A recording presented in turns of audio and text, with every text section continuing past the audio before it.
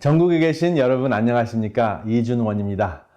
건강기별을 통한 복음이라는 것이 이번 기회의 총 주제인데요. 건강기별만을 여러분들에게 전해드리는 것이 아니라 건강기별을 통해서 말씀의 이치를 또 말씀의 핵심을 함께 나누는 시간을 갖기를 원합니다. 이것을 이루기 위해서 여러분들과 제가 다음 세 가지를 염두에 두셨으면 합니다. 첫 번째, 새로 배운 것.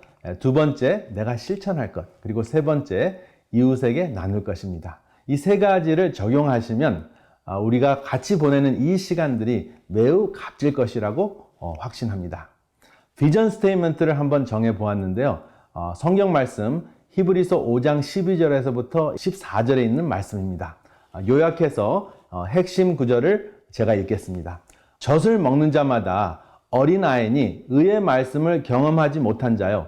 단단한 식물은 장성한 자의 것이니 저희는 지각을 사용함으로 연단을 받아 선악을 분별하는 자들이니라. 여러분, 건강 강의를 듣는 젖먹이 신앙인은 무엇을 먹으면 병이 나을까? 어떻게 건강기별을 통해 교인을 만들까? 라고 생각하지만 단단한 식물을 먹는 신앙인은 어떻게 건강을 지켜 아버지의 일을 더 열심히 할 수 있을까 생각합니다.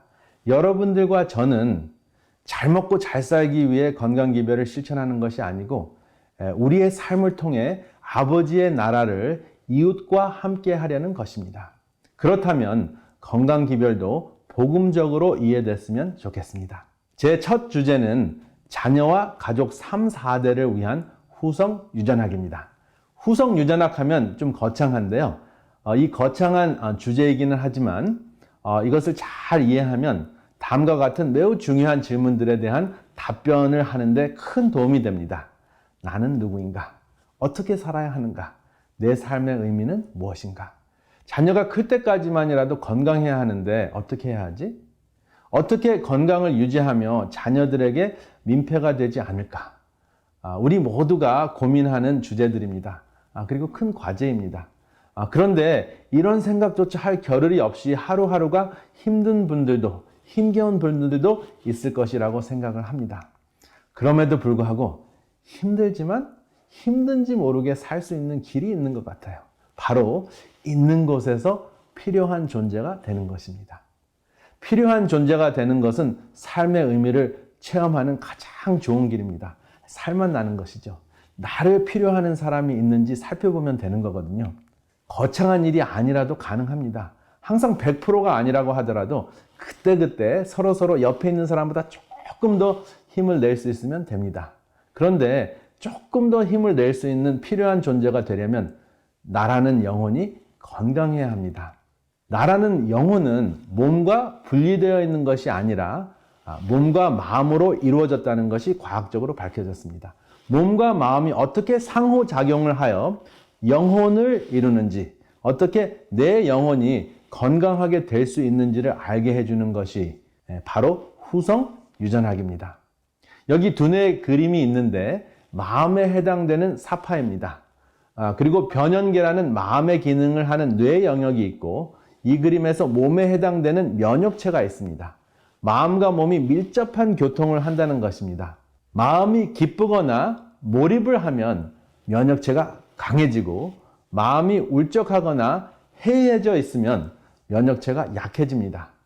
그리고 이 두뇌의 영역은 예수의 음성에 반응하거나 사단의 속삭임에 넘어갈 수도 있습니다. 영적인 매개체이기 때문입니다. 그래서 영혼은 영적인 존재와 교통할 수 있는 생명체라고 과학은 이야기합니다. 사실 마음의 기능을 하는 두뇌도 몸입니다. 따라서 영혼은 몸과 분리된 정체가 아니고 두뇌를 통해 영적인 교통을 하는 생명체입니다. 유전인자는 몸과 마음의 설계가 있습니다. 그런데 마음의 선택과 환경에 따라 설계가 개정될 수 있습니다. 헌법이 개정될 수 있듯이 우리의 유전인자도 상황과 필요에 따라서 우리의 환경에 따라서 선택에 따라서 개정이 될 수 있다는 것이죠. 어떻게 개정이 되는지 한번 살펴보겠습니다. 유전자는 실패에 묶여있는 실과 같아요. 실패에 실이 풀려나와야 그 유전인자가 기능을 할 수 있습니다.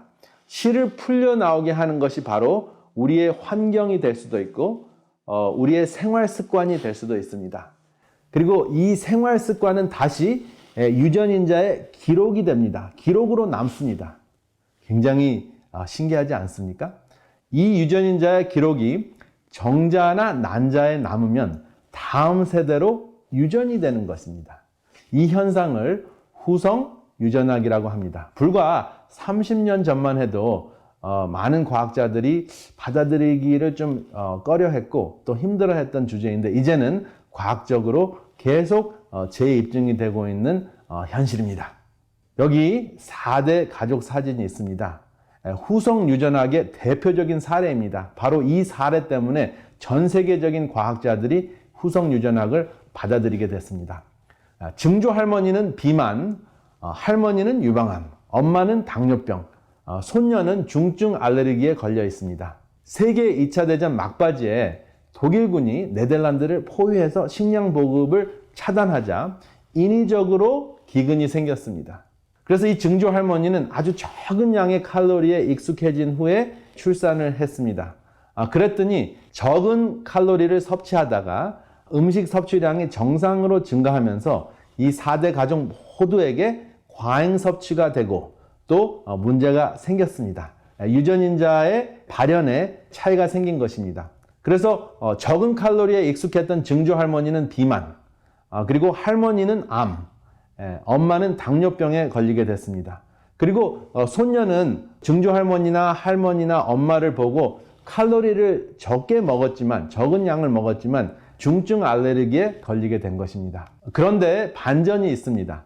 생활 습관을 통해 위의 질병들을 회복시킬 수 있다는 것입니다. 인간이 인위적인 방법으로 기근과 질병을 일으켰지만 주님은 천연계의 법칙을 통해 살 길을 열어주셨습니다. 여기 실패와 실뭉치가 이제 풀려서 실로 묘사되고 있는 그 유전인자를 보십니다. 이것이 바로 질병을 걸리게 하는 유전인자가 풀려있는 모습인데요. 이 풀려있는 유전인자 때문에 비만도 생기고 암도 생기고 또 당뇨병도 생기고 알레르기 현상도 일어나는데 이것을 묶어두면은 이러한 질병을 가질 수 있는 유전인자를 가지고 태어났음에도 불구하고 병에 걸리지 않을 수 있습니다. 어떻게 묶어두느냐 하면 바로 메틸기로 묶어두면 됩니다. 특별히 질병을 걸리게 하는 유전인자를 묶어두는 음식이 있는데 바로 비트, 양파, 마늘입니다. 그래서 암을 비롯한 질병인자를 묶어놓는 대표적인 이 음식 비트, 마늘, 양파가 메틸기가 듬뿍 들어있거든요. 그래서 이러한 세 가지 음식이 대표적인 것으로 시작이 됐지만 또 많은 다른 채식을 통해서 무지개 빛깔 음식을 통해서 질병 유전인자를 묶어 놓을 수 있다는 것이 확인이 됐습니다.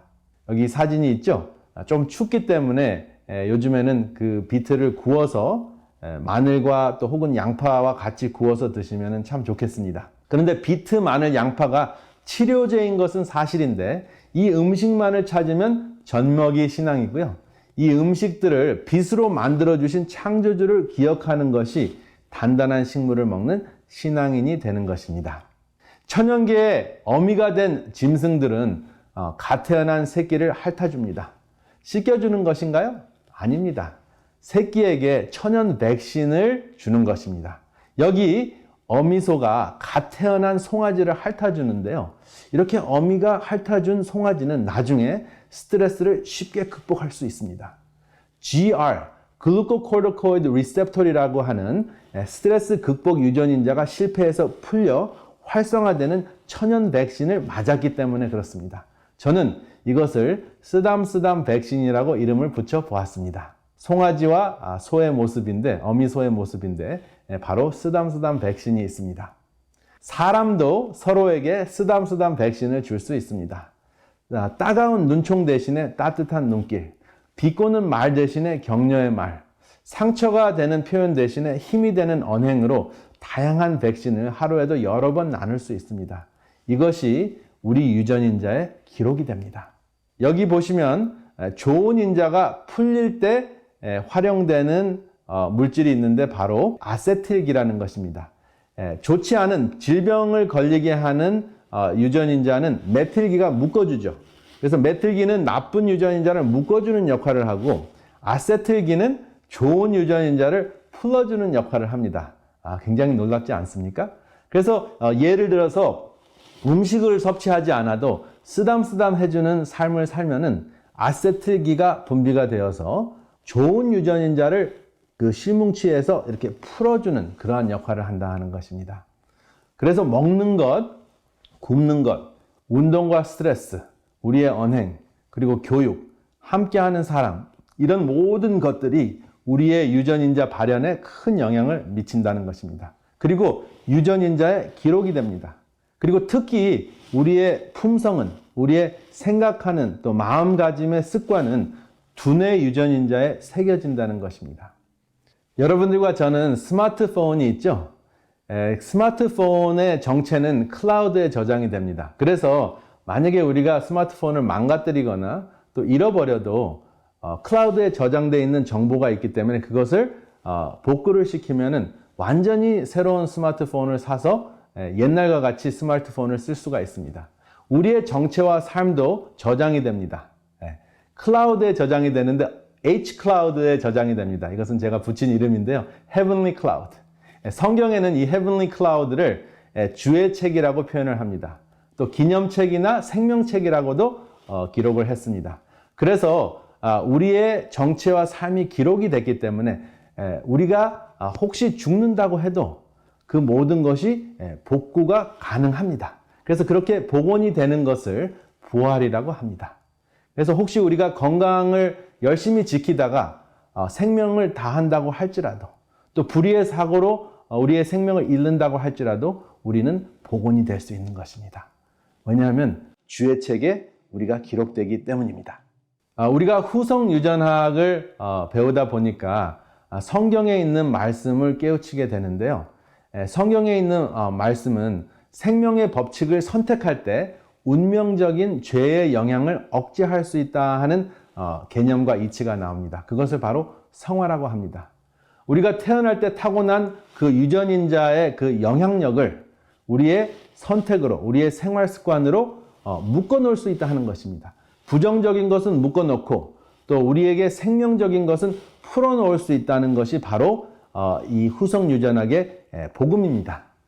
그래서 이것을 여러분들과 말씀을 드리다 보니까 다음과 같은 건강의 핵심 사상이 생각이 납니다. 몸의 저자와 성경의 저자가 같은 분위기에 신체의 회복의 법칙과 구속의 경륜은 일치한다는 것입니다. 진정한 힐링과 치유는 죽더라도 부활의 소망 가운데에서 평안을 누릴 수 있는 것입니다. 복원이 될 수 있으니까. 그리고 진정한 신앙은 내 이름이 생명책에서 제지더라도 내 이웃이 구원받기를 기도하는 것입니다. 나만 구원받겠다고 안간힘을 다하고 다른 사람이 안 보이는 것이 아니라 한 발짝 이렇게 떨어져서 내 이웃이 구원받기를 기도하면서 하나님과 교통하는 것, 그것이 건강복음의 진정한 정신이라고 할 수 있겠습니다. 이러한 내용들을 나누시면서 또 삶에 적용하시면서 우리가 나만 건강한 것이 아니라 내 이웃과 함께 건강해져서 아버지를 함께 하시는 공동체가 되기를 이 시간에 간절히 바랍니다. 감사합니다.